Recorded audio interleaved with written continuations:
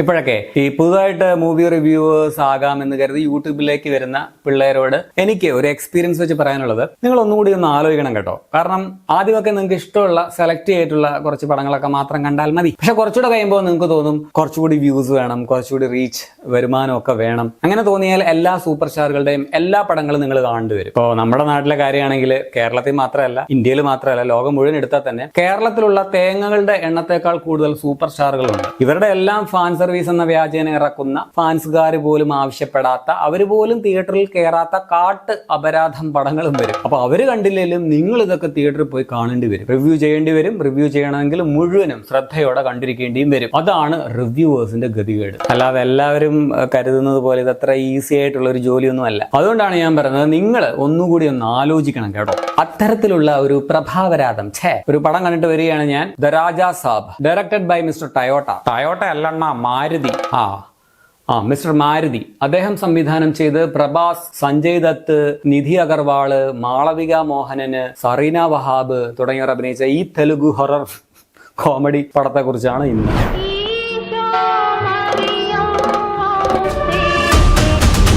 ഇതിന്റെ പ്ലോട്ട് പറയുകയാണെങ്കിൽ അങ്ങനെ എടുത്തു പറയാനൊരു പ്ലോട്ടൊന്നും ഇല്ല. ഇനി പോസിറ്റീവ്സ് പറയുകയാണെങ്കിൽ, പോസിറ്റീവ്സോ എന്തേലും പോസിറ്റീവ് ഉണ്ടായിരുന്നു. എന്തായിരുന്നു പോസിറ്റീവ്സ് നോക്കട്ടെ. Positives A few years later. Positives എഴുതി വെക്കാം.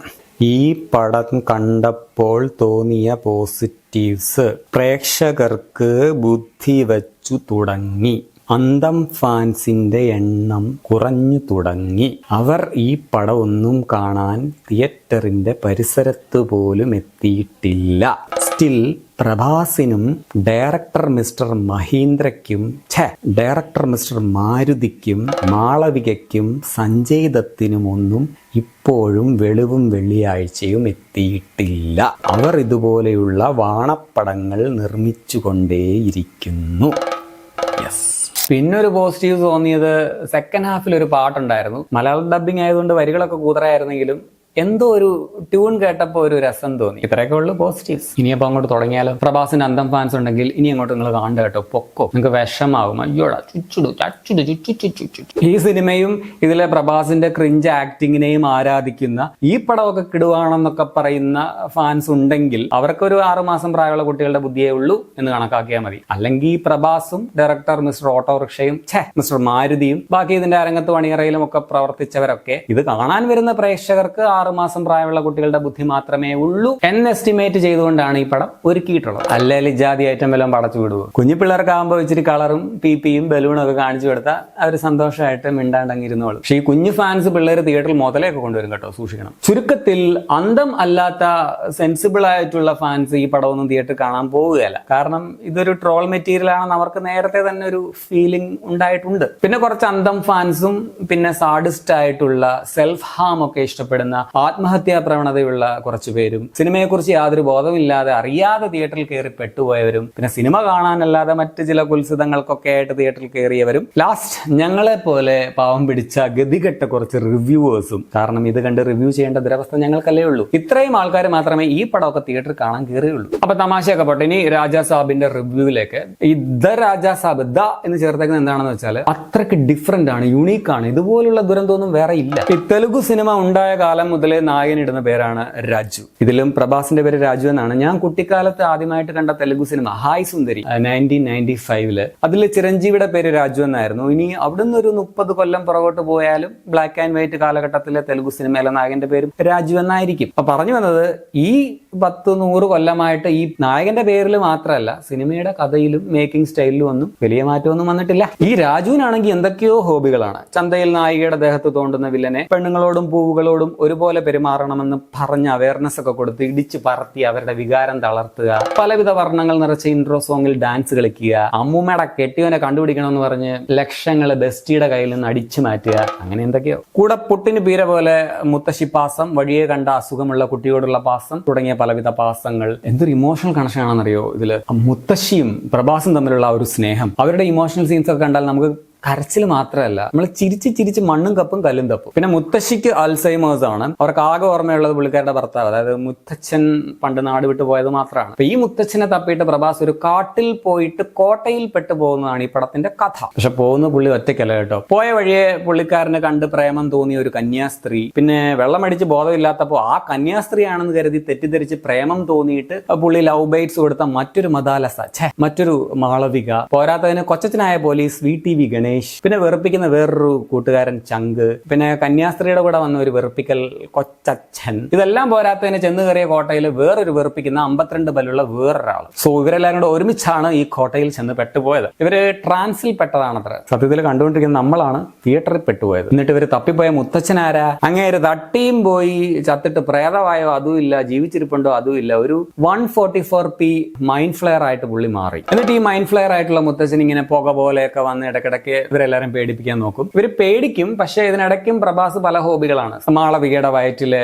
30 ഗ്രാം കൊഴുപ്പ് കൂടിയിട്ടുണ്ടോ എന്ന് വയറ് പൊക്കി നോക്കുക, പ്രേമിക്കുക, പാട്ടുപാടുക, പോരാത്തതിന് കന്യാസ്ത്രീയാകാൻ പുറപ്പെട്ടിട്ട് മഠത്തിലും എത്തിയില്ല, കാമുകിയാൻ പുറപ്പെട്ടിട്ട് കാമുകിയുമായില്ല. അങ്ങനെ ഒരു അവസ്ഥയിലുള്ള നിധി അഗർവാളും കൂടി അങ്ങോട്ട് വരിക. എന്നിട്ട് ഇവര് 3 പേരും കൂടി ചേർന്നുള്ള ത്രീസം പാട്ട്.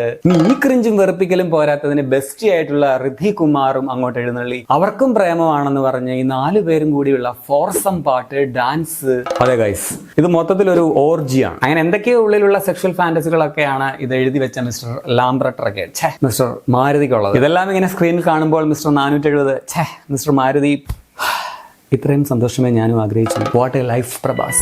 ഇനി സഞ്ജയത്തിന്റെ വില്ലൻ ക്യാരക്ടറുടെ കാര്യം കോമഡിയാണ്. പുള്ളി മുത്തച്ഛനാണ്, പ്രേതമാണ്, മൈൻഡ് ഫ്ലെയർ ആണ്, പിച്ചക്കാരനാണ്, മെന്റലിസ്റ്റ് ആണ്, ഹിപ്നോട്ടിസ്റ്റ് ആണ്, ദന്തിസ്റ്റ് ആണ്, അങ്ങനെ പല ഇസ്റ്റുകളുമാണ്. ഈ ജീവിക്കാനും ചാവാനും പറ്റാത്ത അവസ്ഥയിലുള്ള ഒരു ദുരന്ത ക്യാരക്ടർ. സത്യത്തിൽ ഈ പടത്തിൽ അഭിനയിച്ചവരെല്ലാവരും വെറുപ്പിക്കൽ, മോസ്റ്റ് വെറുപ്പിക്കലിനുള്ള അവാർഡിന് വേണ്ടിയുള്ള പോരാട്ടമാണ്. ഏറ്റവും വെറുപ്പിക്കുന്നത് പ്രഭാസ്, പിന്നെ സഞ്ജയ് ദത്തിന്റെ വേസ്റ്റ് വില്ലൻ വെറുപ്പിക്കൽ, പിന്നെ എനിക്ക് ഇഷ്ടമുള്ള ഒരു നടിയായിരുന്നു സെറീന വഹാബ്. അവർക്ക് ഇജാതി വെറുപ്പിക്കൽ ഒരു അമ്മൂമ്മ ക്യാരക്ടർ. പിന്നെ ഇതില് ഒരു നായികയുടെ റോള് തന്നെ ആവശ്യമില്ല. അപ്പോഴാണ് 3 ക്രിഞ്ച് കൂതറ നായിക കഥാപാത്രങ്ങൾ. ഇപ്പൊ കാശിന് വേണ്ടി അഭിനയിച്ചതാണെങ്കിൽ പോലും ഇതിലെ നായികമാരൊക്കെ ഇത് തിയേറ്ററിൽ കാണുമ്പോൾ ഇവർക്ക് തൊലി ഉരിഞ്ഞു പോകില്ലെന്ന് എന്റെ സംശയം. മിസ്റ്റർ ലോറി, മിസ്റ്റർ മാരുതി, എനിക്ക് തോന്നുന്നു പുള്ളിക്കാരൻ മാളവിക മോഹനെയൊക്കെ സീനേതാ കഥയേതാ എന്നൊന്നും പറയാതെ പറഞ്ഞവരെ പറ്റി സാവാനാണ് ചാൻസ്. മാളവികയ്ക്ക് തെലുഗു അറിയില്ലായിരിക്കും. ടെക്നിക്കൽ സൈഡ് അങ്ങനെ കുറ്റം പറയാനൊന്നുമില്ല. ഇതിന്റെ ഗ്രാഫിക്സ്, ചില പിള്ളേര് ഈ റീൽസിൽ മറ്റേ ട്രെയിൻ പോകുമ്പോൾ ഹിപ്പ് ഇടിക്കും എന്ന് തോന്നും, പക്ഷെ ഇടിക്കില്ല. അങ്ങനെ ഫോണിൽ ഉണ്ടാക്കുന്ന ഗ്രാഫിക്സ് ഇല്ലേ, അതാണ് ബെറ്റർ എന്ന് നമുക്ക് തോന്നും, പക്ഷെ അല്ല. പിന്നെ മ്യൂസിക്, ബാക്ക്ഗ്രൗണ്ട് സ്കോർ ആണെന്നൊക്കെ പറഞ്ഞിട്ട് തമ്മൻ ഇൻസ്ട്രുമെന്റ്സ് എല്ലാം കൂടെ നല്ല മാക്സിമം വോളിയത്തിലൊക്കെ വെച്ച് അലറി വിളിച്ചൊരു ഐറ്റം ഉണ്ടാക്കിയിട്ടുണ്ട്. കുഴപ്പമില്ല കേട്ടോ, അത് വേറെ വഴിക്കാണ് പോകുന്നതെന്ന് മാത്രം. പിന്നെ ഇത്രയും അന്ധവിശ്വാസവും പ്രേതവും ഭൂതവും എല്ലാം കുത്തി നിറച്ചിട്ട് പടം തുടങ്ങുന്നതിന് മുമ്പ് എഴുതി കാണിക്കുകയാണ് ഈ സിനിമ അന്ധവിശ്വാസങ്ങളെ പ്രോത്സാഹിപ്പിക്കുന്നില്ല എന്ന്. എങ്ങനെ ഇരിക്കണം? No logic, only madness. പിന്നെ ഈ പടം തുടങ്ങുമ്പോൾ മലയാളത്തില് ശ്രീ പാർവതി നമഹ അങ്ങനെ എന്തോ എഴുതി കാണിക്കുന്നുണ്ട്. ശ്രീ പാർവതി നമഹ എന്നോ അങ്ങനെ എന്തോ. മറ്റേ ഫിലോമിന ചേച്ചിയുടെ കോമഡിയില്ലേ, മടു പബതു പടട ലഖകാർ അന തരി ചെച്ചടു, അതുപോലെ കൊല്ലുന്ന മലയാളം. എനിക്ക് തോന്നുന്നു ഇത് മലയാളത്തിൽ ഡബ് ചെയ്ത ആൾക്കാർ ഡബിങ് കഴിഞ്ഞിട്ട് ബാത്റൂമിൽ കയറി ചിരിച്ചിരിച്ച് ചത്തുകയാണ്. മൊത്തത്തിൽ ഒന്നും ശരിയല്ലാത്ത ഒരു അൺസഹിക്കബിൾ പടമാണ് ദ രാജാ സാബ്. വേസ്റ്റ് ബിന്നിൽ ഇടേണ്ട സ്ക്രിപ്റ്റ്, യാതൊരു കണക്ഷനും ഇല്ലാത്ത കുറച്ച് സിറ്റുവേഷൻസ്, അനാവശ്യമായിട്ടുള്ള കഥാപാത്രങ്ങൾ, അലമ്പ് അഭിനയം, അസഹനീയമായിട്ടുള്ള ഒരു മൾട്ടിപ്പിൾ ലവ് ട്രാക്ക്, അലറി വിളിക്കുന്ന BGM, അനാവശ്യമായിട്ടുള്ള പാട്ടുകൾ, വളിച്ച കോമഡി, തല്ലിപ്പൊളി VFX, തൊലിഞ്ഞ വില്ലൻ, ക്രിഞ്ച് പാസം, എല്ലാത്തിന്റെ അവസാനം സ്ഥിരം തെലുഗു പാൻ ഇന്ത്യൻ മസാലയായിട്ടുള്ള രാജാവ്, റാണി, ദുർഗാദേവി, മറ്റ് ദൈവങ്ങളുടെ ഒക്കെ കൂടെയുള്ള വെറുപ്പിക്കൽ, അത് വേറെ. അങ്ങനെ സിനിമയെ കുറിച്ച് പഠിക്കുന്നവർക്ക് എങ്ങനെ ഒരു സിനിമ മോശമായിട്ട് എടുക്കാം, അല്ലെങ്കിൽ എങ്ങനെ ഒരു സിനിമ പിടിക്കരുത് എന്ന് പഠിക്കാൻ വേണ്ടി കണ്ടിരിക്കേണ്ട ഒരു സിനിമയാണ് ദ രാജാ സാബ്. അല്ലാതെ ഈ പടം സോമനസാല തിയേറ്ററിൽ പോയി കാണുന്നവർക്ക് അപകടം ഒന്നും കൂടാതെ തിരിച്ചു വരാൻ വേണ്ടി നാളെ വൈകിട്ട് കലൂർ പള്ളിയിൽ പ്രത്യേക പ്രാർത്ഥന ഉണ്ടായിരിക്കുന്നതാണ്. എല്ലാവരും അവർക്ക് വേണ്ടി ഒരല്പം നേരം മൗനമായിട്ട് പ്രാർത്ഥിക്കുക. പിതാവിനും പുത്രനും പരിശുദ്ധാത്മാവിനും സ്തുതി. ഇത് കണ്ടവരെ കോക്കാച്ചി പിടിക്കാതെ രക്ഷിക്കണേ, നരകത്തിൽ പോകാതെ കാത്തോണേ, ആമേൻ. അപ്പൊ നിങ്ങൾ ഈ പടം കണ്ട് പെട്ടുപോയിട്ടുള്ളവരാണെങ്കിൽ ആരോടും അഭിപ്രായം പറയരുത് കേട്ടോ. അവരും പോയി കാണട്ടെ, പെടട്ടെ. നമ്മൾ മാത്രം സഹിച്ചാൽ പോരല്ലോ. അപ്പൊ ശരി എന്നാ.